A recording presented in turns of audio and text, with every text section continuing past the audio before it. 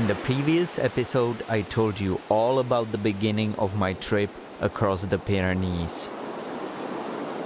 But the birth of my passion for travel dates back even further, and I'm going to tell you all about that and more in this episode. Because I'm Mira, and you're watching an Ocean to Sea adventure.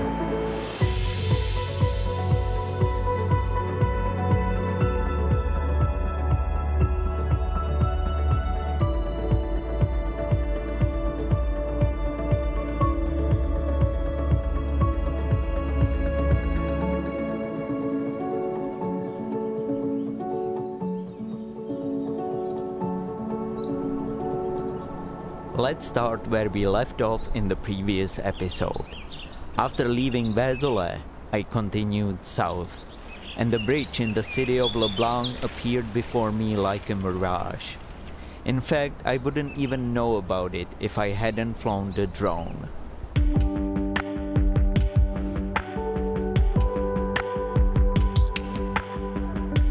The construction of this monumental railway bridge began in 1885, and today it serves as an original cycle path, which is part of a network of paths built on old railway lines. I admit it was here where I fell in love with these long-distance cycle paths, and thanks to that, I'll remember Blanc for the rest of my life.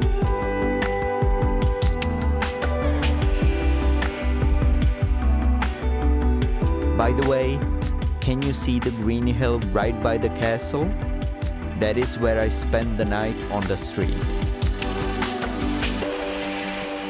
On the 57th day of my trip to the Pyrenees, it got warm enough to wash my clothes and shave a little.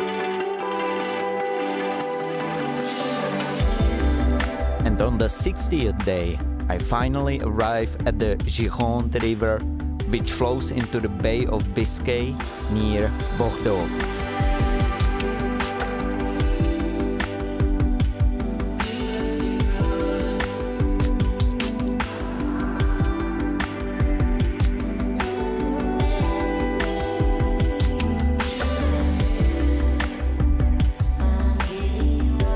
Cycling the lowlands around this river is so relaxing and peaceful, especially when you have so many friends joining you for lunch.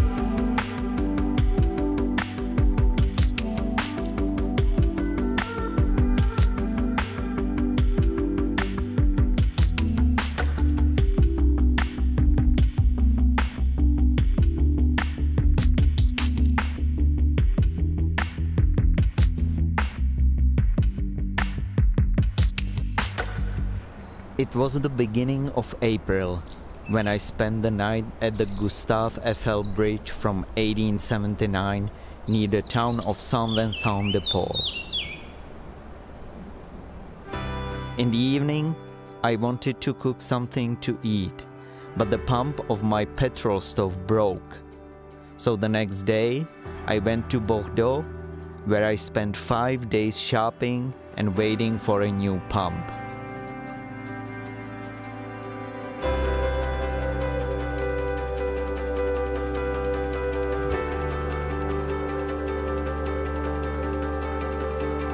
The city itself didn't really impress me that much. So when I finally got a new pump for my stove, I hopped in the car with a clear destination ahead of me. The ocean was only a few kilometers away.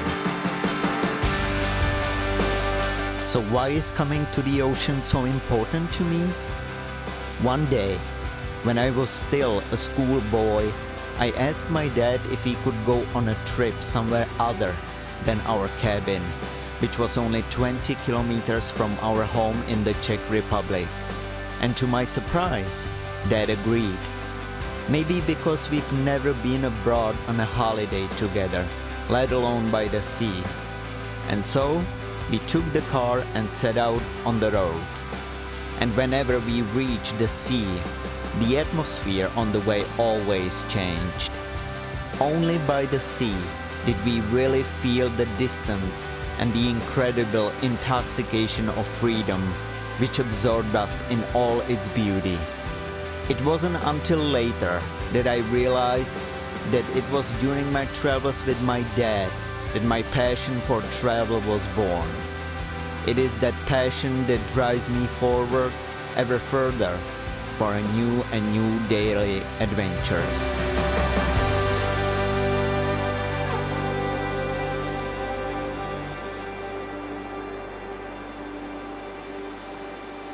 The only person I ever traveled with, the way I travel today, was my dad.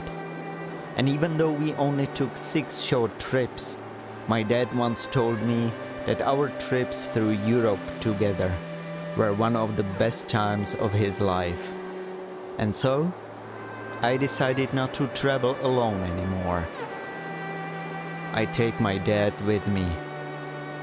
All in all, he's the one who determined the path of my life for many years to come by his decision not to be afraid and to go. And for that, I will always be grateful, because finding that true passion in life, young enough to still be able to enjoy it sufficiently and in good health, is the best thing that could ever happen to me. Thank you, Dad.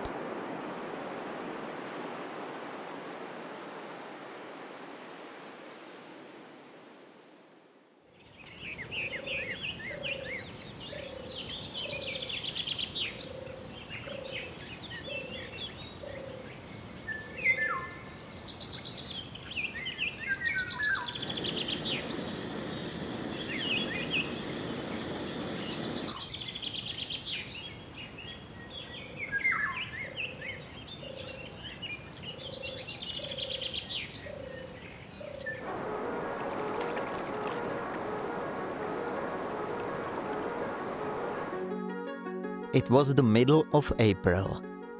The days were getting longer, it was only cold at night, and the Pyrenees were getting closer and closer. I decided to stay on the coast until Spain. And look how much beauty I saw on the Atlantic coast. The River Aire Delta has been reshaped by man over the past 200 years. Here you will find ponds, pastures, and a bird sanctuary. You can spend the whole day here, by the water, only with the sounds of nature, just like I did. On the 78th day of my journey south, I woke up in Louis Gamme Street. I usually don't like to sleep in towns, but if you want to visit one of Europe's biggest natural attractions and park for free, you don't have many options. But you have to come here at night, because this street is one of the busiest streets on the Atlantic coast west of Bordeaux.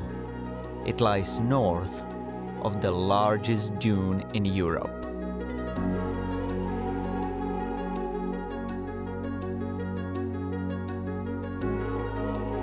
Welcome everyone to Dune de Pilat.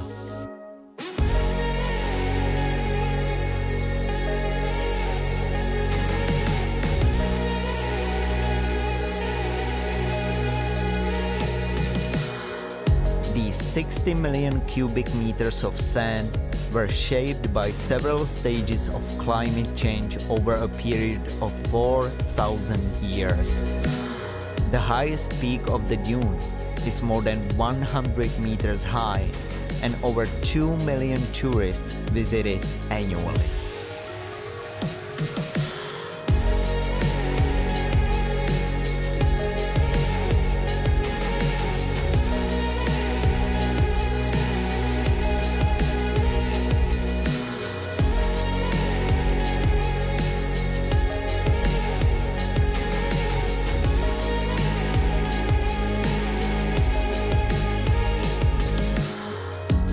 From the top of the dune, you can observe not only 2,000-year-old forests, which the dune absorbs at the rate of 1 to 5 meters per year, but also uninhabited sand islands that serve as a refuge for various species of birds that migrate through this area.